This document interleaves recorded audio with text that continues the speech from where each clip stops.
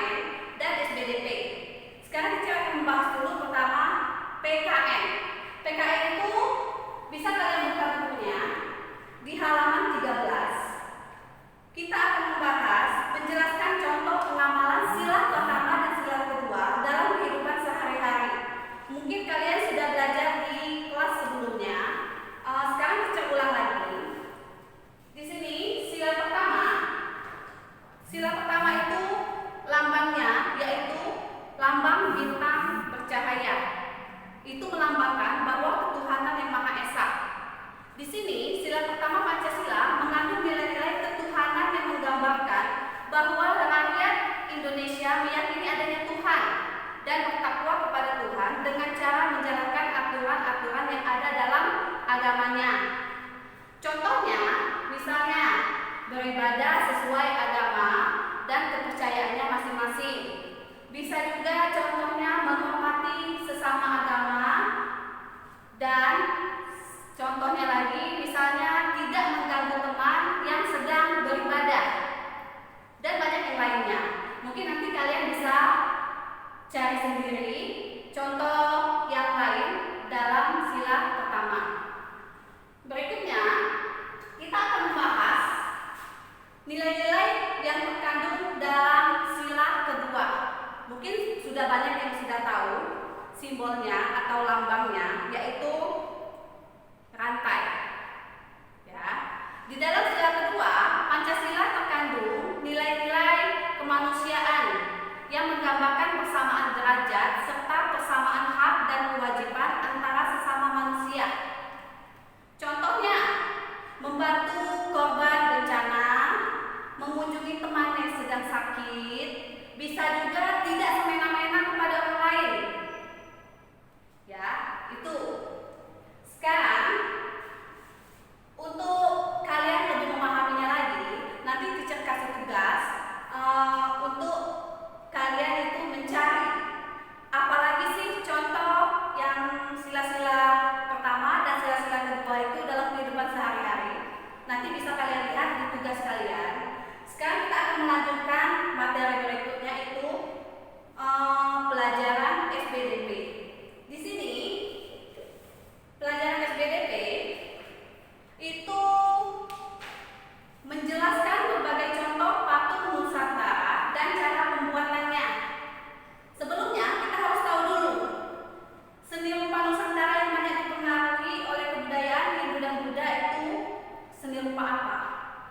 Seni rupa yang banyak dipengaruhi oleh kebudayaan Hindu dan Buddha itu yaitu seni pahat dan seni patung. Seni pahat itu umumnya berupa hiasan-hiasan dinding candi. Mungkin sebagian kalian atau sudah banyak yang sudah tahu ya candi, mungkin sudah pernah jalan-jalan melihat candi. Ya. Sekarang seni patung. Kalau seni patung umumnya berupa patung pada sebuah candi. Itu bedanya. Kalau seni pahat dia berupa hiasan-hiasannya. Sedangkan kalau seni patung dia berupa patung pada sebuah candi. Baiklah, sekarang patung dapat dibuat dari bahan keras dan bahan lunak. Apa sih teacher bahan keras itu dan bahan-bahan lunak itu yang bisa kita buat? Bahan keras itu misalnya kita bisa membuat dari batu atau marmer. Sedangkan kalau bahan lunak itu bisa kita buat dari tanah liat, misalnya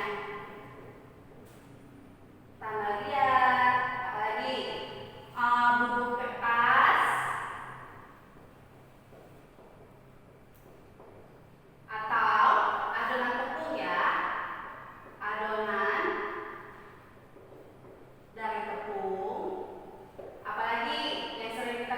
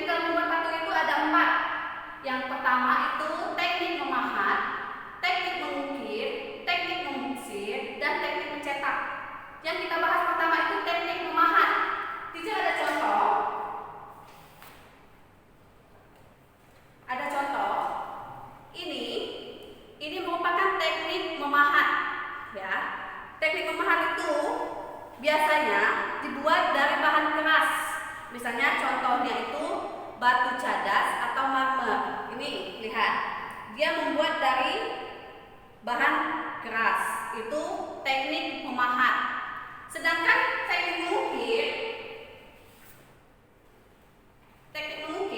bisa kita lihat dari contoh gambar ini ya. Teknik mengukir itu kita mengukir, nak ya. Itu biasanya digunakan bahan dari kayu.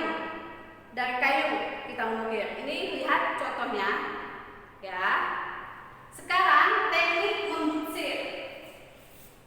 Kalau teknik membutsir itu seperti ini. Ini yang banyak digunakan untuk membuat vas bunga, untuk membuat banyak yang lainnya ya, yang menggunakan bahan lunak. Ini contohnya ini menggunakan bahan lunak ya, dia membutsir. Ini ya. Oke. Sekarang yang terakhir itu teknik mencetak. Kalau teknik mencetak itu biasanya harus menggunakan cetakannya, nak. Ya. Teknik mencetak itu biasanya itu ini contohnya. Dia dari bahan keras juga seperti gips atau besi, ya. Ini kita cetak. Ini misalnya kita ingin membuat vas bunga. Ini bahannya kita masukkan ke dalam cetakannya. Nanti kalau dia mengeras, kita bisa buka. Dia menjadi seperti cetakan itu. Itu teknik dalam mencetak. Oke, baiklah. Sampai di sini dulu pertemuan kita pada hari ini. Nanti ketemu lagi sama teacher di pembahasan selanjutnya. Teacher hanya ingin menyampaikan bahwa kita ada tugas tadi. Tugasnya bisa kalian lihat di jadwal yang telah teacher bagikan, ya. Bisa kalian lihat kumpulnya itu kapan, dan bisa kalian kirim itu via WA dan via email teacher. Pilih salah satu. Kalau mau via WA silakan via WA. Kalau mau via email silakan via email. Cukup di sini dulu pertemuan kita hari ini. Sampai jumpa